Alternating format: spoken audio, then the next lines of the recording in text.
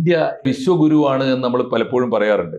അതിന്റെ തെളിവുകൾ ഈ പുസ്തകത്തിൽ ധാരാളം കിട്ടും. അദ്ദേഹം പറയുന്ന ഒരു പ്രധാനപ്പെട്ട കാര്യം, ലോകത്തിലെ ആദ്യത്തെ സർവകലാശാല പാരീസ് യൂണിവേഴ്സിറ്റിയാണ്. രണ്ടാമതുണ്ടായത് കേംബ്രിഡ്ജ് യൂണിവേഴ്സിറ്റിയും ഓക്സ്ഫോർഡ് യൂണിവേഴ്സിറ്റിയുമാണ്. ഈ യൂണിവേഴ്സിറ്റികളൊക്കെ ഉണ്ടാകുന്നത് 13-ാം നൂറ്റാണ്ടിലാണ്. എന്നാൽ അതിൻ്റെ എത്രയോ നൂറ്റാണ്ടുകൾക്ക് മുമ്പ് 6-ാം നൂറ്റാണ്ടിൽ ഇന്ത്യയിൽ സർവകലാശാലയുണ്ടായി. അതിൻ്റെ പേരാണ് നളന്ദ സർവകലാശാല. അതുകൊണ്ട് ലോകത്തിന് യൂണിവേഴ്സിറ്റി എന്താണെന്ന് അറിയുന്നതിൻ്റെ എത്രയോ നൂറ്റാണ്ടുകൾക്ക് മുമ്പ് ഒരു സർവകലാശാലയുടെ മാതൃക ലോകത്തിന് കാണിച്ചു കൊടുത്തത് ഇന്ത്യയാണ് എന്ന അഭിമാനത്തോടെ അദ്ദേഹം ഓർക്കുന്നുണ്ട്. അതുപോലെ തന്നെയാണ് അദ്ദേഹം ഈ നളന്ദ സർവകലാശാലയെക്കുറിച്ച് പറയുമ്പോൾ അദ്ദേഹം അത്ഭുതകരമായൊരു കാര്യം പറയുന്നുണ്ട്. ചൈനയിൽ നിന്ന് നളന്ദ സർവകലാശാലയിൽ പഠിക്കാൻ വന്നിരുന്ന വിദ്യാർത്ഥികളെക്കുറിച്ച് ഏത് കാലത്താണെന്ന് ആലോചിച്ച് നോക്കൂ.